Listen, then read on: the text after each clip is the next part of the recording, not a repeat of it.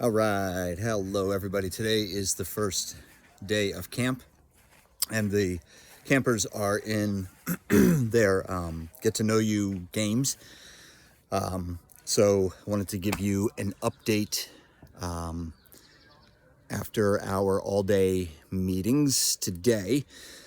So the counselors, and there are like 20 or so counselors from Belgium, Switzerland, a lot from France, Canada, and then the US, and the three states would be, actually there are more than three states. So the three general areas, you have Illinois, Chicago, Illinois area. Then you have St. Louis and its environs, and broadly speaking, Boston, but that extends up to New Hampshire for us, of course, down to Plymouth and Middleborough.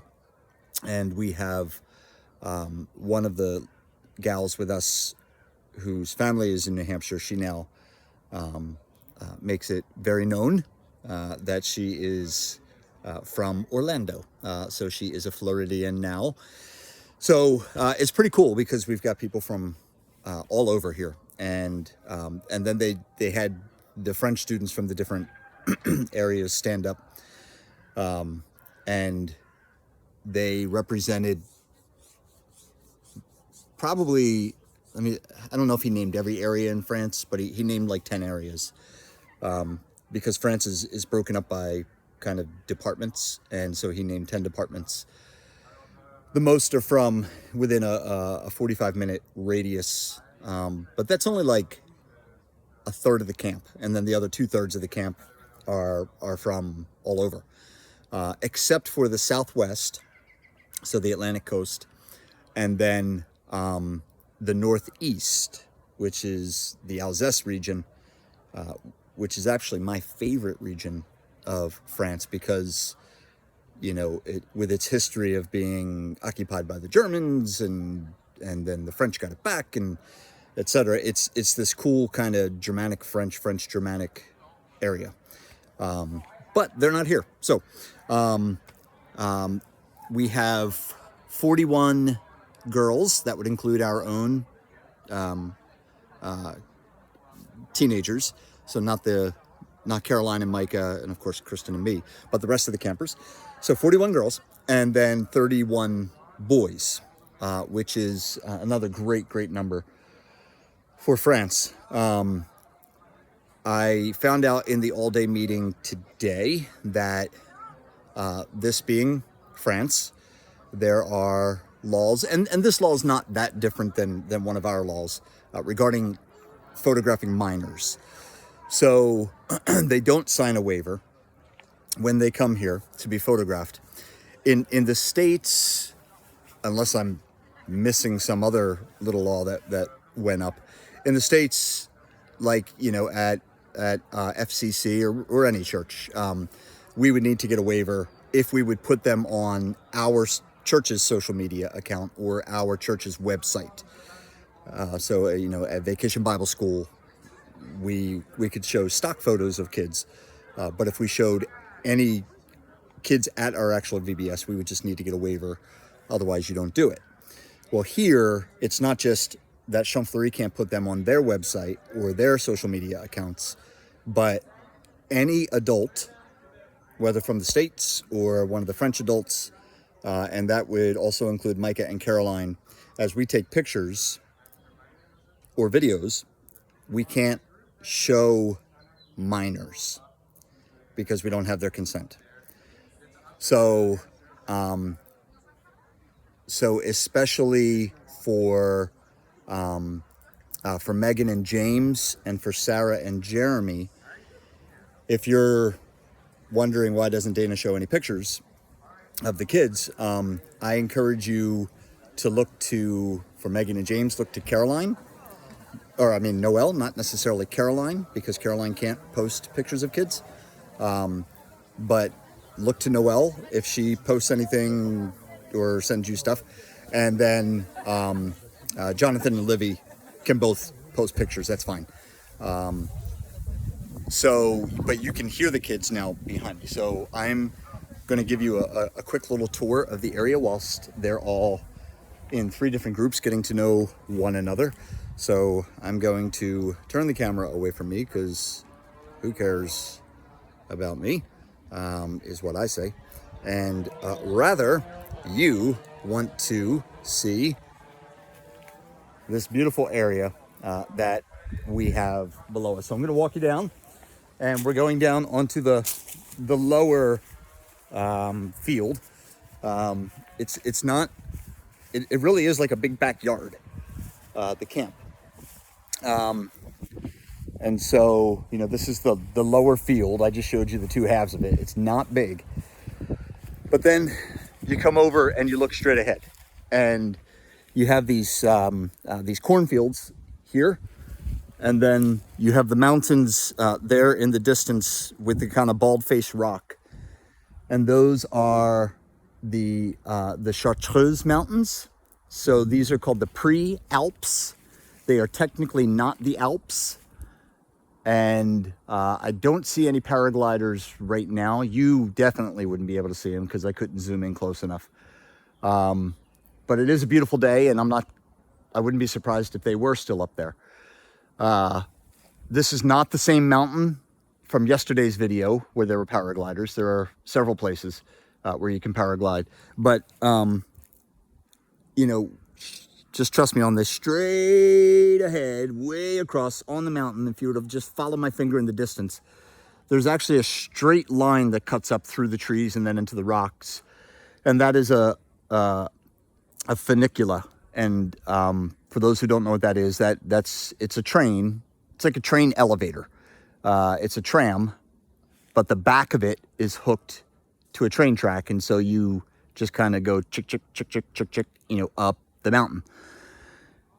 We will not be doing that, though it is running and it is safe, and you do see it going up and down, but that's not on our agenda. I don't know if you can see, no, you really can't. But up there, right where it comes down, so that curve right there, is the profile of an ape. Sort of like the old man in the mountain used to be there in New Hampshire. That ape, and maybe just rewatch this video a few times, that particular section. There is an ape there, and he is pretty cool. So this is the valley of the Grésivaudan, and it's just gorgeous. So when we are here for Bastille Day, which is July 14th, their Independence Day, we will see fireworks. And actually this area is doing it on the 13th, not the 14th. So we will be a little higher up in Champfleury, but what's cool is these towns that you can see, there's this kind of orange roof here in front of me. I mean, that's, I don't know, that's 200 yards away from me. Over that, if you were to go over that hill, you would drop a couple thousand feet. I mean, it's switchbacks on the way down. But in the distance, you can see little villages. And we will be able to see fireworks popping up from the little villages. So it's really cool. We'll be above the fireworks watching them pop. And then we can go a little higher up and see them coming out of Grenoble. So onward we go. This is the bottom of Champfleury, looking up at Champfleury. That building right there is the girls' dorm. And it's called the Chartreuse, named after the mountains. The girls' dorm is, excuse me, completely redone. The outside kind of looks like a barrack, but the inside, they're suites. Each room can sleep up to, I guess, up to 5 girls in the biggest room, but they're 4. Though I do think Livy is in a room with 5. But each bathroom or each room has its own bathroom. And so the girls are living large. There's no question about that. You've got these, this is the main soccer field. So I was down here playing some soccer today against some really good French guys. And they've made, well, you've got a little hammock and you've got these little benches that they've made. Not the best volleyball net, but it is a volleyball net and it gets used quite a bit. That's the boys' dorm. You can tell that it is looking a little tired. It's actually a World War II U.S. Army barrack, because down here in this part of France is where the French resistance movement was able to hold out. They were able to get the high ground and hold out, and eventually some of the Allies came down here. We were in an area yesterday, that beautiful mountain area. Right near there, there's a memorial set up, sadly in honor of some friendly fire. I don't know if it was the US or the Brits, but we mistakenly dropped a bomb in an area that was friendly toward us at the time. But this area has been very faithful. So, but this boys' dorm, they do not have bathrooms in each room, or really in any of the rooms. It's kind of like an old college dorm where all of your bathrooms are down this end of the building. So there are three bathrooms down there and 3 or 4 showers down there, and then you go back to your room, and there you go. So I think Jonathan is in that second window, and then Jude and Caleb are in the 6th and 7th rooms or something like that. So there's that. We're going to continue on, and I'm just going to pretend that you don't see kids. So I'm going to go up there. There you go. You guys having fun? Yeah? Good. All right. So you come up to this beautiful area up here, and this room here is a meeting room. It's called the Salle Alpina, which is the Alpine room. It's just a meeting room, so nothing really major there. This area, big hangout area, it's called the terrace, or the terrace, and you see the flowers here. These flowers are actually a part of, and there's honeysuckle and all these flowers. So the flowers try to give you a pretty view of the mountains that are our constant friends around here. So the flowers are a part of the budget, and that is actually a French mandated thing, because if I have my story correct, once upon a time, as in like, oh gosh, this is the story I've known since I've come here, 20 years ago, there was an unfortunate tragic event that took place where a child was hurt not here at Champfleury, but at a camp in France. And when something happens at one place, then in a socialized country, there tends to be an overreaction. Now, I'm not saying do not keep kids safe, but it was mandated by the government that certain laws be put in place for every single camp, including put flowers in place. So the idea of the flowers is that they want kids who are going on a camp vacation to be surrounded by as much beauty and ambiance and that which puts them at ease as possible. So it's nice to have these flowers here anyway, but these flowers the genesis of them is a reaction against a child being hurt. So that is something that you'll see all over the place. It does happen to be very French as well. Just, they're all in these flower boxes. It's just all very gorgeous, but still, that is what it is. So this big tree here, all the decorations that you see are on purpose, because we don't have any Brits here this year. And we do have a few Canadians, so you do have a Canadian flag waving over there. But most everything is America themed. And these are Champfleury's decorations. They had our kids put them up yesterday. This is where we eat, by the way. They switched it from inside to outside once COVID hit, and they've just never gone back unless it's raining, and it's just been very gorgeous. So this here, I'm kind of sad that my old friend, this natural well, so this duck spigot used to spit out water that came from some alpine lake way up in the mountains and eventually made its way down here. But the sign does say that it's non-drinkable water. Over the years, I drank it and drank it and drank it. I never got sick, but it was always drink it at your own risk. And I guess they just didn't want to take a risk anymore. So it's blocked up somewhere upstream, but the beauty of it's still there. This building here is called the Grange, or the barn. That's a brand new door. The building itself is from the 1700s, but inside has been completely redone. I won't take you upstairs right now because there are kids in there, but inside and upstairs, or inside downstairs, is ping pong and just kind of a hangout area. There is it's called a salle pédagogique. It's if you want crafts or markers or anything for an event, that's where your closet is, your craft closet. Washing machines and stuff are in there. There are some bathrooms up there. But upstairs is the main worship, large group talk, large group game area.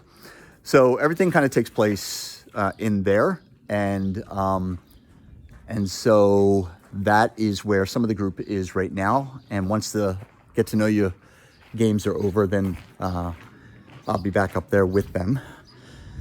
This is, let me try to get some lights on here for us. All right, so these stairs are my old friends. I've just been walking up these for 20 or so years. I'll take you up them in a second, but this is the dining hall that if it rains, we'll come in here, but all these years I've been coming, this is where I am used to eating. So they've redone the roof, or the ceiling, I should say, and then you just have these tables and the chairs get spread out.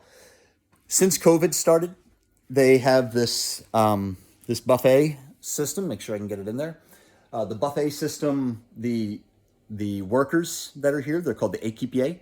The équipiers serve us. So that was a COVID thing, because you used to kind of go up and get seconds by yourself. You would go cut your own bread. They would serve you at the table, but then it was kind of, the second round of food was kind of on you. And COVID, put that to an end. And then they just thought this was more efficient, so they keep this buffet. So we come up here. This is actually moved outside for the meals. But whatever is on the menu for that day or, night, we come up and they feed us. And we tell them what we want or what we don't want. If you look at these signs here, you don't need to worry about what's on them, other than, as you look down through the day, then the kids can come. They know that, say breakfast, they are team Romulans. They have all these different aliens this year. They just pick weird things. So it's part Star Wars, part Star Trek, part whatever.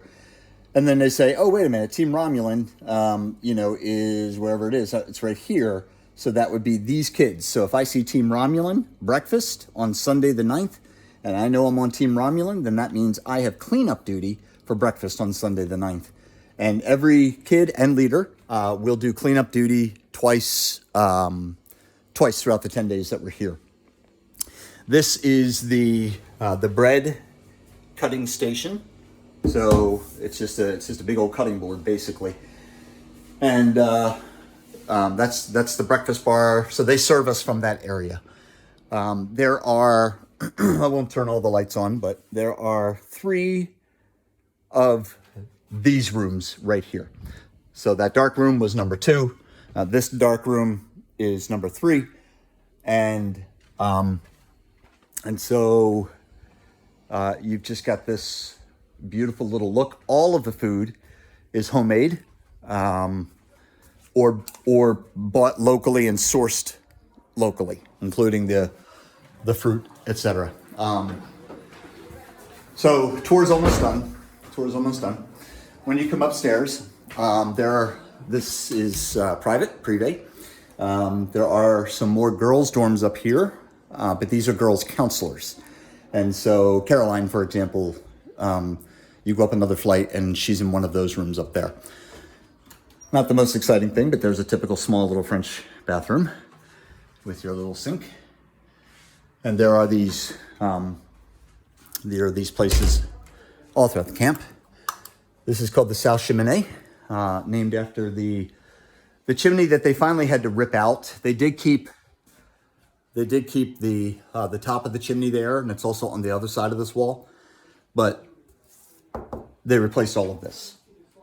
And this here is just a fake. I mean, see, it's moving. It's just fake. I don't think they use the kerosene heaters. I think that's all just ambiance. Because they do have a Bible school that they run here all year. But this is a very popular place for the kids when they have downtime, because this is the, like I said, the Salle Cheminée, but it's also called the Buvette. And over there you have the coffee bar. If you want a Taisan, kind of a fruity tea, or chocolate bars, or other little bonbons, or coffees, then you go over there, and our kids, sort of like Cheers, they run up a tab, and then we just pay at the end. But they get Coke, or Cherry Coke, or Orangina, or something called Oasis. It's like a fruit punch, Perrier, et cetera, et cetera. And so you can look out from the Buvette down onto the terrace. Hey, Joan. That guy is so cool. He took care of us from day one once we got here. He is one of the AQPA, the staff workers. So you then come into this room, and this is now the back side. There's the other part of the chimney. And this is a new room since I've been here.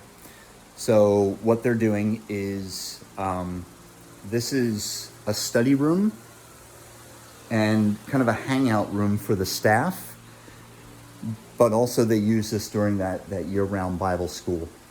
A lot of the teaching takes place in here, and kind of functions as a library study room. All the books are in French. This fan is my fault. I left it on, so don't tell them. And we will conclude our grand tour. Lots of games over there, board games. I can't even get this thing straight. There we go. Sorry about that. Lots of board games. There are some office suites back there for all the staff, and then more there. And we'll come back down these marble stairs that I always feel like I'm going to slip and fall down, but I never do. And